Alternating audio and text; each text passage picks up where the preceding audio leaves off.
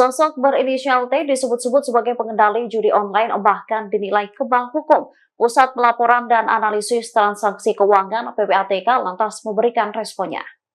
Kepala PPATK Ivan Yustiavandana saat konfirmasi pada Jumat 26 Juli 2024 memberikan jawaban.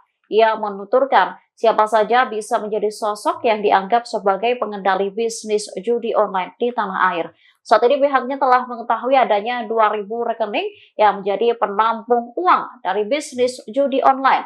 Dari ribuan rekening tersebut, Ivan memastikan ada sosok berinisial T tersebut. Terkait sosok T yang disebut kebal hukum, Ivan menegaskan pihaknya tak takut. Ia pun meminta kepada Kepala Badan Perlindungan Pekerja Migran Indonesia, Benny Ramdhani, apakah sosok T yang disebutnya itu memiliki rekam jejak pidana. Ivan juga mengungkapkan tugas PPATK dalam menyampaikan analisis transaksi keuangan kepada pihak terkait seperti Bareskrim Polri. Nantinya data-data tersebut akan digunakan aparat penegak hukum untuk melakukan penindakan.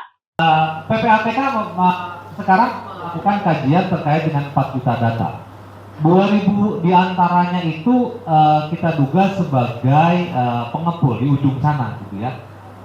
Inisial banyak sekali, luar biasa banyak. Download Tribun X sekarang, menghadirkan lokal menjadi Indonesia.